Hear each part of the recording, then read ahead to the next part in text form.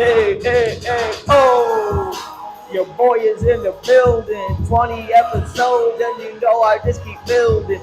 Getting this content on my freestyle shit. About to drop some hot fucking motherfucking topics. And the juiced up takes. Hold up, don't pump the brakes. We all gas, all throttle, really never stopping.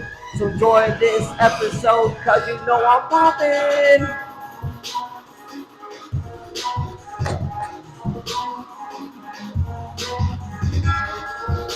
Yo, welcome to the Juiced Up Show. I hope you enjoyed the intro. It's a freestyle off the top every time. So I hope you guys enjoyed that one.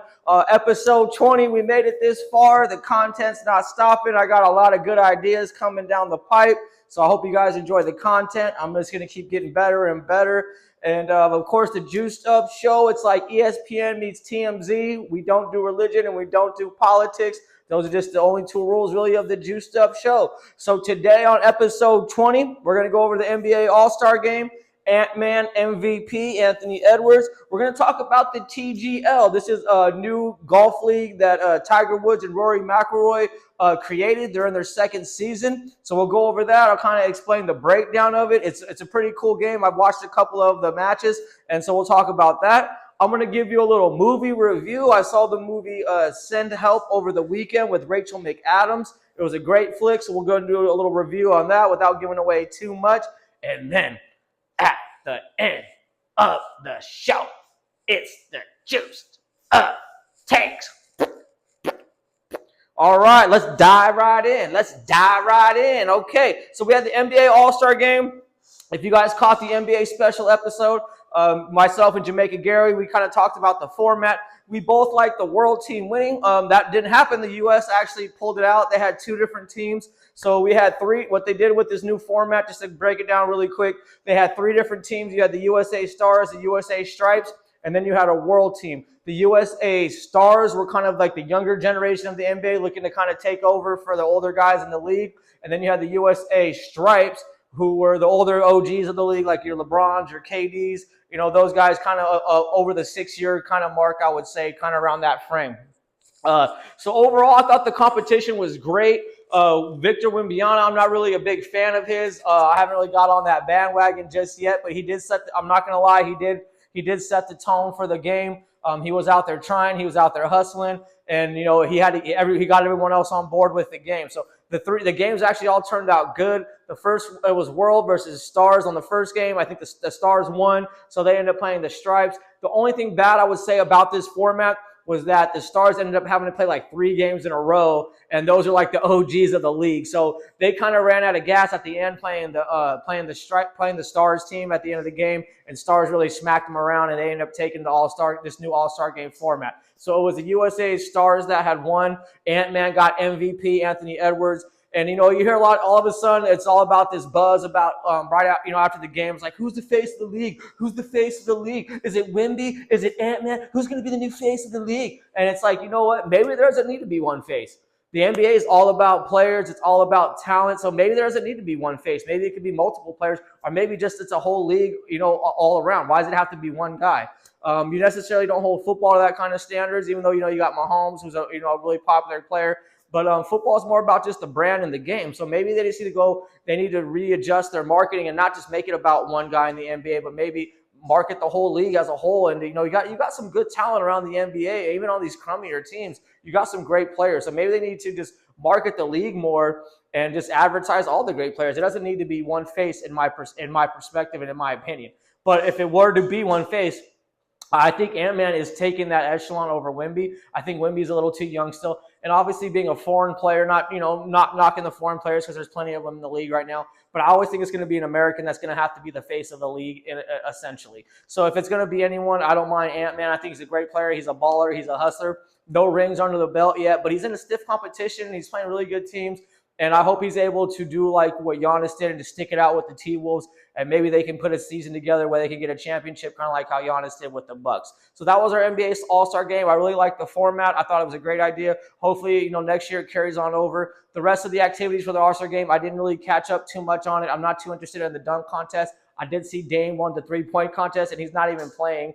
So that was pretty funny to me. But he's trying to recruit Clay, Steph, and Devin Booker for next year's 3-point contest. So I think that would be a great one as well. All right, so jumping in now to the TGL. I believe this is called the Tomorrow Golf League. This was created by Tiger Woods and Rory McIlroy. They started this, I believe, just to give another alternative to watch golf. Like kind of a different way to watch golf. They're instilling technology with actual play. And also they kind of created this to compete with the Live Tour, which was a new league that was created by some golfers and also being funded from, Middle East money. So they created this league. It's actually indoors. So the field of play, it's a playing arena. It's called the SoFi Center in Florida. That's where they play. It is roughly the size of a football field, 97 yards long, 50 yards wide. It's made up of 2 zones where the players will take shots. The screen zone, and that's for shots on the simulator screen. And then they have the green zone where they do their actual live hitting. So your long tee shots, your long drives, stuff like that, that's going to be hit into a simulator. But then they bring the game into real life, and they can do anything under like 50 yards. They're going to do like their pitches out of the bunkers. They're going to do their putt game. So it's a real interactive golfing thing as well. The players are mic'd up. They do interviews during the game, and it's a different type of intent.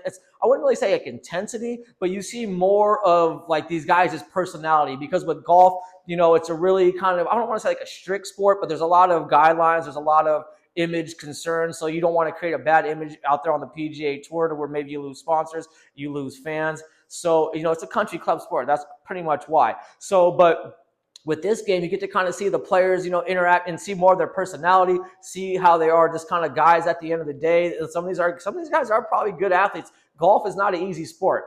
It might look easy just because a 70-year-old man can play it. It's not an easy sport to play. It's very hard. I played it myself. It's not fun to watch, obviously, but I will not knock golf at all because it is a hard sport to play. But I do like this concept of them, making a more interactive golf game, making it a quick game. The matches are about 2 hours. So you have this screen. The players they start by hitting into a giant screen. It's 64 by 53 feet. It's simulator powered by the company called Full Swing. They hit from areas with real grass, fairway, rough, and sand into the screen for tee shots and approach shots. So they're not just hitting off, like a turf, like if you're at the driving range. They're hitting off like real playing surfaces to actually challenge them with the shot. Because if you think about it, if these guys are just teeing off on a turf the whole time, they'll be crushing the ball. So that's the screen part. And then we move over to the green. That's the actual course. That's about a length of a football field. It can also rotate. This is for anything inside approximately 50 yards.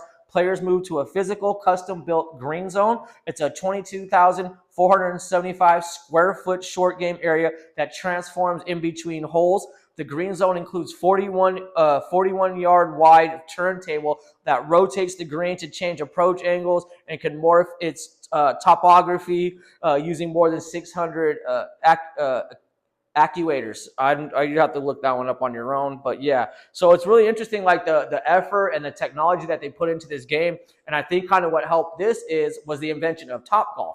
And if you haven't heard of Topgolf, it's basically you're like on a platform, you're teeing off into almost like a drive. It's pretty much a driving range, but these balls have some type of sensor or microchip in it to where they know it's your ball, that you hit it, and then where it lands.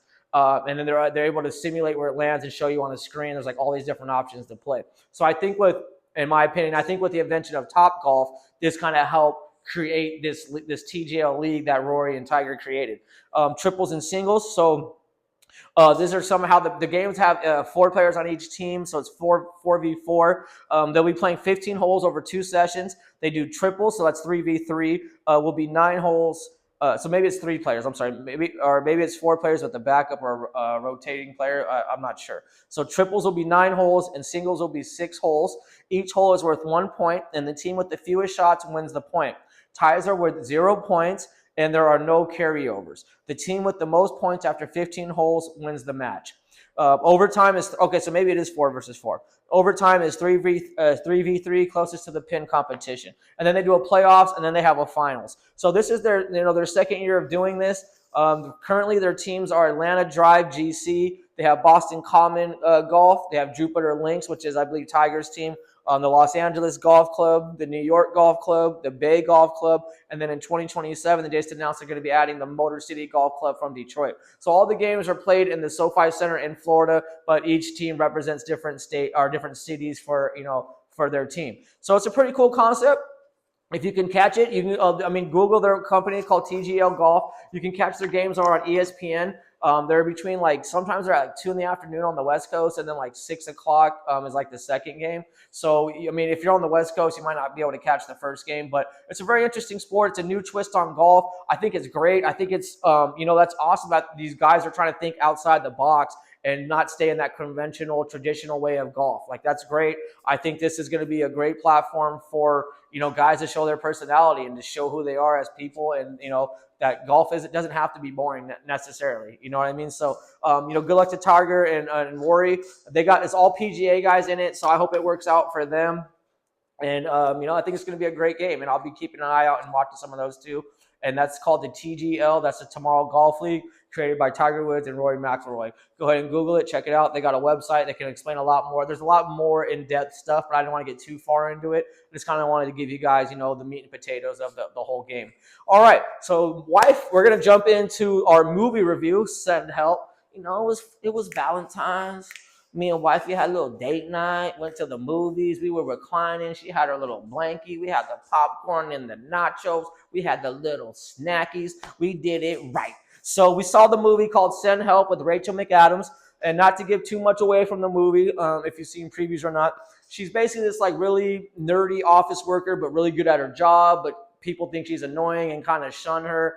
Basically office bullied. So she this company that she worked for, the president ended up passing away, but she was supposed to be elevated to a higher position, but the douchey, frat boy's son took over, and he wanted to elevate his buddy and basically just overlook her because she's nerdy, not the most attractive person, yada, yada, yada. So before he wants to end up, essentially kind of demoting her, maybe firing her, but before he can do that, he realizes from, people that were kind of giving him information and kind of consulting him with the company, she's kind of important. You're going to need her for this next transaction. So he ends up taking her on this business trip with him and his boys. The plane ends up crashing, and the president, the douchey's son, and her get stuck on this island. And her background, she wants to be on the show Survivor. She's into survival. She reads a lot of survivalist books. So she ends up thriving on this island. But her character kind of takes a little twist. It takes a little twist, and a little twist of the crazy, maybe. A little twist of the crazy. And it kind of, you start questioning, morally, damn, do I want her to, who do I want to, who do I want to be at the end of this movie? Or, and there was points in the movie where I go to my wife, I'm like, how are they going to end this movie? Because it felt like everything was all honky-dory, but then they threw the twist in there, and it ended up being a really good movie. There's a really good fight scene between her and the douchey's son at the end of the movie. I highly recommend it if you want to watch it bootleg or whatever, but I think it's theater worthy to go see. It's called CED-UP with Rachel McAdams. Her and her douchey boss get stuck on an island together, and you kind of just see the process. You see the development of each character and how this being in survival mode and getting what they want. You kind of see what each character does. So it's a very good movie to watch. CED-UP, Rachel McAdams, go check it out. All right, and now at the end of the show, it's the juiced up takes. All right, first juiced up take, KD, Kevin Durant. So there's rumors out there that Kevin Durant was caught with a Twitter burner. He was using a burner account on Twitter to rag on his teammates, coaches, to talk shit back to fans. And you know what, man? To be in the league as long as you have, to be a grown-ass man, multi-millionaire, get a fucking life. Get a life. Why do you have enough time on your hands to be retweeting people and going back and forth and then ragging on your teammates on top of that if this is you? If I'm a multi-millionaire, I'm not even on social media right now, and I'm a poor motherfucker. If I was a multi-millionaire, I would not be wasting my hours and minutes of my life retweeting and arguing back and forth with morons on the internet.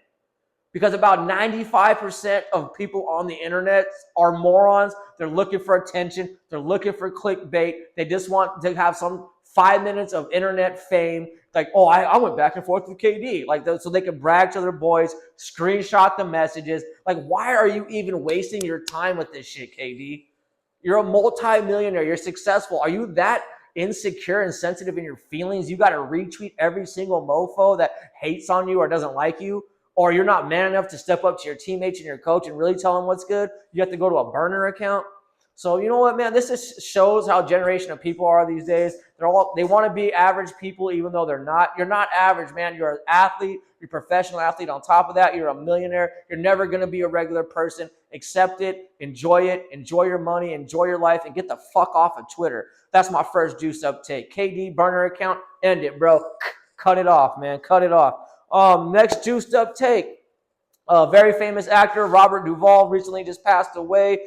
He was in Godfather 1 and 2. These are some of the movies that I really watched him in that I can remember. Godfather 1 and 2, movie Days of Thunder, NASCAR movie with Tom Cruise, Nicole Kidman. Let me out of the car, Cole. Let me out of the car. Like, that was a classic movie. This one's for you, Harry. Like, just slingshots, fakes up, going around the outside and then goes back down and slingshots past this guy on the last race. Gone in 60 Seconds with Nicolas Cage. He played Otto. They're like his mentor of stealing cars.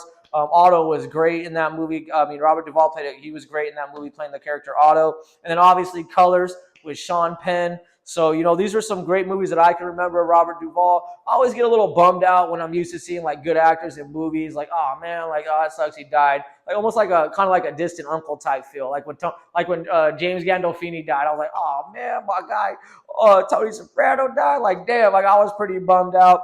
I know, like, when the day Joe Pesci passes away, I'm going to be hella bummed out. But, yeah, shout out to Robert Duvall and his family, man. Rest in peace. Great actor. And I'm going to continue to enjoy his movies whenever they're on TV for free or something like that. And that was my last juiced up take. RIP to Robert Duvall.